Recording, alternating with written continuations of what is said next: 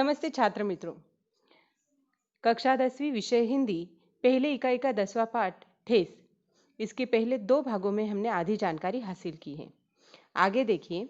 अब तक हमने देखा था कि सिरचन लेखक के घर, जो लेखक की छोटी बहन होती है, उसके घर जो शीतल पाटी और चिक बनाकर भेजने थे, उस काम के लिए जाता है। लेखक की माँ के साथ सिरचन की अच्छी जमती है, परंतु लेखक के घर के अन्य सदस्य जैसे मंजली भाभी, चाची, इनके साथ कहीं ना कहीं उसकी अनबन होती है। तो आगे देखिए। दूसरे दिन चीक की पहली पाती में 7 तारे जगमगा उठे। 7 रंग के। पहली पाती में, पंक्ति में 7 तारे जगमगा उठे, मतलब इतना खूबसूरत काम वह कर रहा था कि 7 रंगों का वहां पर अच्छा मिलाप, खूबसूरत डिजाइन दिख रहा था। सत भैया तारा।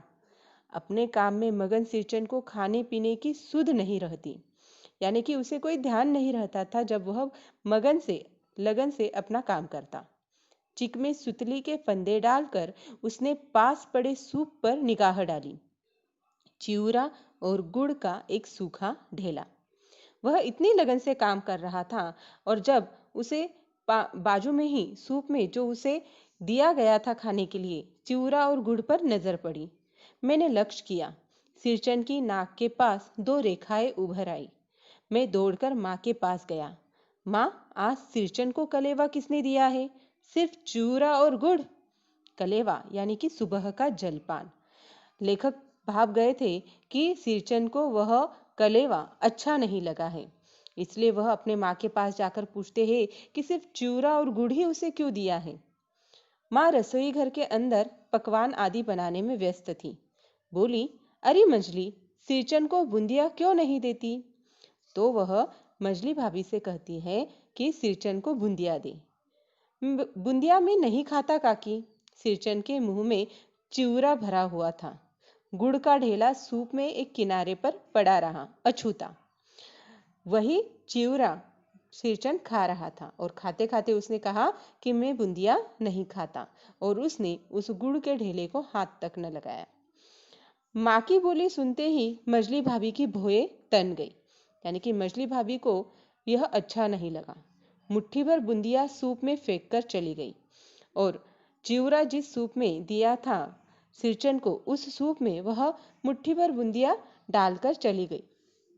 सिरचन ने पानी पीकर कहा, मंजली बहू रानी अपने मैके से आई हुई मिठाई भी इसी तरह हाथ खोलकर बांटती है क्या? यानी कि सिर्फ मुट्ठी भर वह बूंदिया इस तरह से फेंक कर चले जाना सिरचन को अच्छा नहीं लगा, इसलिए उसने यह बात सुनाई। बस मंजली भाभी अपने कमरे में बैठकर रोने लगी। चाची ने माँ के पास जाकर कहा, मुंह लगाने से सिर पर चढ़ेगा ही, किसी के नेहर ससुराल की बात क्यों करेगा वह? नेहर यानी कि मायका। मंजली भाभी को अपने मायके का नाम लेकर बोलने पर वह जरा सी नाराज हो गई थी, और चाची ने देखा तो वह लेखक की माँ को जाकर बोली कि वह काम को आया हुआ व्यक्ति है, तो उसे सिर पर चढ़ाने की जरूरत नहीं है। मंजली भाभी माँ की दुलारी बहू है। माँ तमक कर बाहर आई। देखिए, मंजली भाभी रो रही थी, तो माँ को भी कहीं ना कहीं बुरा लगा, इसलिए वह तमक कर बाहर आई। सिरचन, तुम काम करने आए हो, अपना काम करो। बहुओं से बदकुट्टी करने की क्या जरूरत? जिस चीज की जरूरत हो मुझसे कहो। तो वह सिरचन से कहती है कि अगर तुम्हें काम करने के लिए बुलाया है, काम करने आए हो, तो अपना काम करो। बहुओं से बदकुट्टी यानी कि ज्यादा बातें मत करो। सिरचन का मुंह लाल हो गया। सिरचन को यह बात अच्छी नहीं लगी। उसे गुस्सा आया। उसने कोई जवाब नहीं दिया। बांस में टंगे हुए अधूरे चीक के फंदे डालने लगा। मानो पान सजाकर बाहर बैठक खाने में भेज रही थी। चुपके से पान का एक बीड़ा सिरचन को देती हुई इधर उधर देखकर बोली, सिरचन दादा, काम काज का घर, 5 तरह के लोग 5 किस्म की बातें करेंगे। तुम किसी की बात पर कान मत दो। तो मानू समझाकर सिरचन से कहती है कि यहाँ पर 5 किस्म के लोग हैं, 5 किस्म की बात करेंगे, तुम किसी बात पर ध्यान मत दो, अपना काम करो। सिरचन ने मुस्कुराकर पान का बीड़ा मुंह में ले लिया। सिरचन ने अपना गुस्सा निकाल दिया और मानू से वह पान ले लिया। चाची अपने कमरे से निकल रही थी। सिरचन को पान खाते देखकर अवाक हो गई। चाची को लगा सिरचन गुस्सा है, वह नहीं खाएगा, लेकिन जब उसने सिरचन को पान खाते देखा तो वह अवाक हो गई, चौंक गई। सिरचन ने चाची को अपनी ओर अचरज से घूरते देखकर कहा, छोटी चाची, जरा अपनी डिबिया का गम कोआ जर्दा खिलाना, बहुत दिन हुए।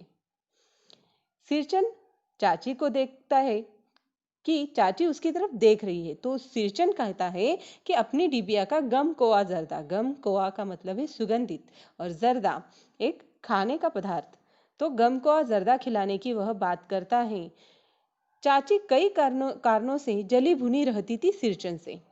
चाची को कहीं ना कहीं सिरचन का स्वभाव अच्छा नहीं लगता था। गुस्सा उतारने का ऐसा मौका फिर नहीं मिल सकता। झनकती हुई बोली, तुम्हारी बढ़ी हुई जीभ में आग लगी, घर में भी पान और गम को आजर्दा खाते हो, चटोर कही के। मेरा कलेजा धड़क उठा, हो गया सत्यानाश।